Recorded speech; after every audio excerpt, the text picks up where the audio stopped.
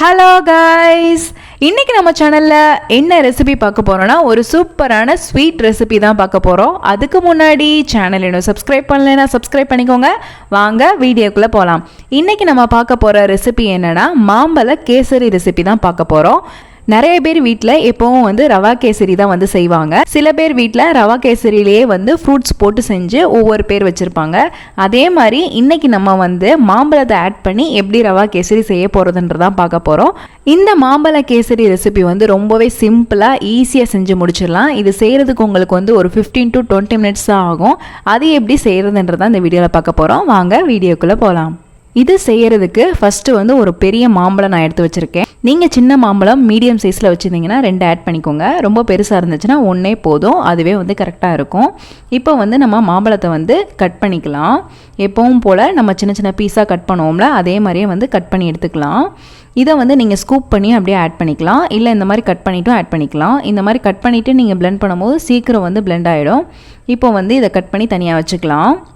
நீங்கள் மாம்பழ ஃப்ளேவர் கம்மியாக ஆட் பண்ணணும்னு நினச்சிங்கன்னா நீங்கள் இதுக்கு சுகர் எப்படி நீங்கள் ஆட் பண்ணணும்னா மாம்பழத்தை ஸ்வீட்னஸ் பொறுத்து தான் நீங்கள் ஆட் பண்ண முடியும். நீங்கள் எடுத்துருக்க மாம்பழம் ரொம்ப ஸ்வீட்டாக இருந்துச்சுன்னா நீங்கள் சுகர் கம்மி பண்ணிக்கலாம். அப்படி ஸ்வீட் கம்மியாக இருந்துச்சுன்னா நீங்கள் சுகர் நிறைய ஆட் பண்ணுற மாதிரி இருக்கும். நல்லா தித்திப்பாக இருக்கிற மாம்பழம் எடுத்துக்கோங்க. அப்படின்னா தான் கேசரிக்கு நல்லாயிருக்கும். புளிப்பாக இருக்க மாம்பழம் எடுத்துட்டிங்கன்னா டேஸ்ட் அந்தளவுக்கு இருக்காது. ஸோ நல்லா தித்திப்பாக இருக்க மாம்பழத்தை எடுத்துக்கோங்க.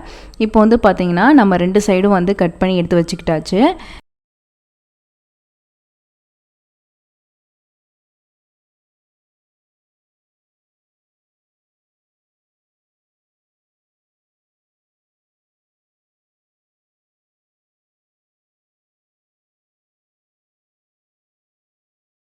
இந்த மாதிரி கட் பண்ணி ஒரு பிளேட்டில் தனியாக வச்சுக்கோங்க. அதுக்கப்புறம் ஒரு மிக்ஸி ஜாரில் இல்லைனா ஒரு பிளெண்டரில் எடுத்து இதை கட் பண்ணது எல்லாத்தையுமே அதில் ஆட் பண்ணிக்கலாம்.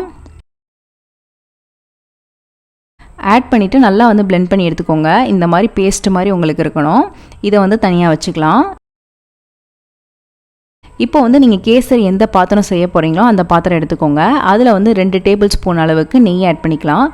நெய் ஆட் பண்ணிவிட்டு உங்களுக்கு தேவையான nuts and dry fruits add பண்ணிக்கோங்க. நான் இங்கே முந்திரியும் திராட்சையும் ஆட் பண்ணியிருக்கேன். இதை ஃபஸ்ட்டு நெய்யிலே நல்லா ரோஸ்ட் பண்ணிவிட்டு தனியாக எடுத்து வச்சுக்கலாம். இதை நீங்கள் ரவையோடையே சேர்த்து வேகவும் வச்சுக்கலாம், இல்லை தனியாகவே எடுத்து வச்சுக்கலாம். நான் இங்கே தனியாக எடுத்து வச்சுட்டேன்.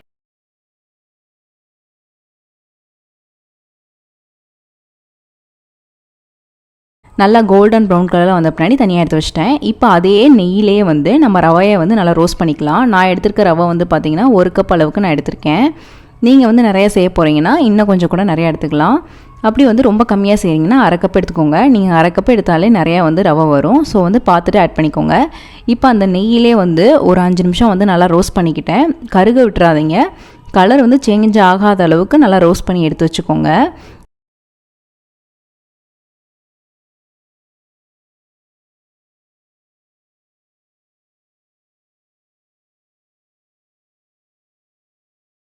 இப்போ அதிலே 2 கப் அளவுக்கு தண்ணி ஆட் பண்ணிக்கலாம். நீங்கள் எதில் ரவை எடுத்தீங்களோ அதே அளவுக்கு 2 கப் அளவுக்கு தண்ணி எடுத்து நல்லா கொதிக்க விட்டுருங்க.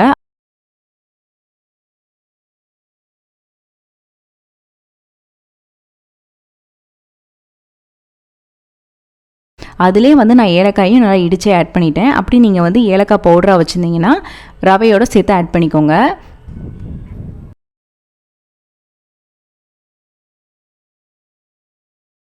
இப்போ பார்த்திங்கன்னா தண்ணி நல்லா கொதிச்சு வந்துட்டுருக்கு. இதில் நம்ம ரோஸ்ட் பண்ணி வச்சுருக்க ரவையை ஆட் பண்ணிக்கலாம். ஆட் பண்ணிவிட்டு நல்லா கட்டி விடாமல் நல்லா கிண்டிக்கோங்க. இப்போ பார்த்திங்கன்னா கொஞ்சமாக அப்படியே அந்த ரவை ஊறி நல்லா கெட்டியாக வரும். அப்போ நீங்கள் நல்லா மிக்ஸ் பண்ணி விட்டுக்கிறணும்.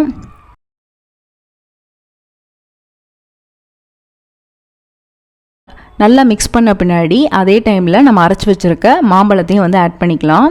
இது உங்களுக்கு கலருக்கு ஏற்றாப்பில் நீங்கள் ஆட் பண்ணிக்கலாம். இல்லை மாம்பழம் கம்மியாக நீங்கள் ஆட் பண்ணுறதா இருந்தாலும் ஆட் பண்ணிக்கலாம். அது உங்கள் இஷ்டம் தான்.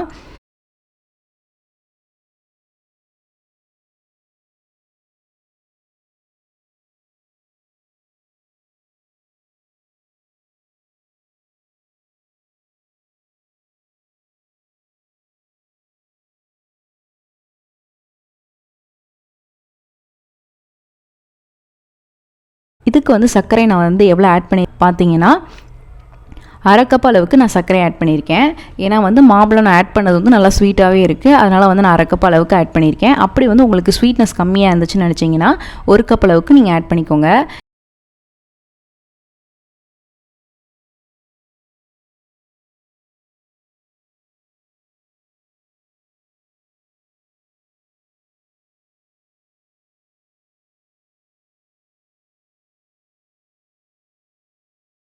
ஆட் பண்ணிவிட்டு நல்லா கட்டி விடாமல் நல்லா வந்து மிக்ஸ் பண்ணிக்கோங்க. எல்லாத்தையுமே சுற்றி நல்லா வந்து மிக்ஸ் பண்ணி விட்டுக்கோங்க.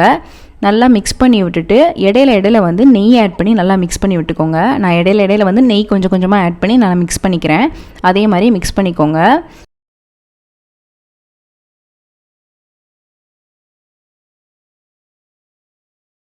உங்களுக்கு வந்து நெய் வந்து ரொம்ப திகட்டுற மாதிரி ஃபீல் ஆச்சு அப்படின்னா ரீஃபைண்ட் ஆயில் வந்து ஆட் பண்ணி நல்லா வந்து மிக்ஸ் பண்ணி விட்டுக்கோங்க. நல்லா கண்ணாடி கலரில் வரும். அப்போ வந்து நம்ம ஸ்டவ் வந்து ஆஃப் பண்ணிடலாம். இப்போ வந்து பார்த்திங்கன்னா கேசரி வந்து அழகாக ரெடி ஆயிடுச்சு. பாருங்கள் எவ்வளோ நல்லா வந்து எல்லோ கலரில் இருக்குன்னு. ஃபுட் கலர் நான் எதுவுமே ஆட் பண்ணாமே பார்த்தீங்கன்னா தெரியும், இந்த அளவுக்கு நல்லா மஞ்சள் கலரில் வந்திருக்கு. லாஸ்ட்டாக வந்து நம்ம ரெடி பண்ணி வச்சுருக்க நட்ஸ் அண்ட் ட்ரை ஃப்ரூட்ஸ் வந்து ஆட் பண்ணிக்கலாம். ஆட் பண்ணிவிட்டு இதை வந்து நல்லா மிக்ஸ் பண்ணி விட்டுக்கோங்க. அவ்வளோதான், அழகாக வந்து மாம்பழ கேசரி ரெடி ஆயிடுச்சு. மாம்பழம் உங்கள் வீட்டில் இருந்துச்சுன்னா ஏதாவது டிஃப்ரெண்ட்டாக டிஷ்ஷு வந்து செஞ்சு பார்க்கணுன்னு நினச்சிங்கன்னா கண்டிப்பாக இந்த மாம்பழ கேசரியை ட்ரை பண்ணி பாருங்கள். ரொம்பவே சூப்பராக இருக்கும். நீங்கள் வந்து இதே மாதிரியே வேறு ஏதாவது ஃப்ரூட்ஸில் வந்து கேசரி செய்யணும்னு நினச்சிங்கன்னா கண்டிப்பாக இதே மெத்தட்லேயே ட்ரை பண்ணி பாருங்கள். நிறைய பேர் வீட்டில் வந்து பைனாப்பிள் கேசரி செய்வாங்க, பலாப்பழம் கேசரி செய்வாங்க. ஸோ வந்து இதே மாதிரி தான் மெத்தடு. ஃபஸ்ட்டு வந்து பழத்தெல்லாம் வந்து நல்லா பிளெண்ட் பண்ணி எடுத்துக்கோங்க, நல்லா சாஃப்டாக நல்லா பேஸ்ட் மாதிரி. அதுக்கப்புறம் வந்து ரவை ஆட் பண்ண பின்னாடி இதே மாதிரியே ஆட் பண்ணி செஞ்சு பார்த்தீங்கன்னா கண்டிப்பாக வந்து இதே மாதிரியே டேஸ்ட்டு உங்களுக்கு வந்து நல்லா வரும், எந்த ஃப்ரூட் நீங்கள் ஆட் பண்ணாலும். ஸோ வந்து இதே ப்ரொசீஜரையும் வந்து ஃபாலோ பண்ணிக்கோங்க. ரொம்பவே ஈஸியான ரெசிபி, டக்குன்னு செஞ்சு முடிச்சிடலாம். இந்த ரெசிபி உங்களுக்கு பிடிச்சிருக்குன்னு நினைக்கிறேன். பிடிச்சிருந்தா லைக் பண்ணுங்கள், ஷேர் பண்ணுங்கள், கமெண்ட் பண்ணுங்கள். மறக்காமல் சேனலை சப்ஸ்கிரைப் பண்ணுங்கள். இன்னொரு வீடியோவில் பார்க்குறேன். பாய்.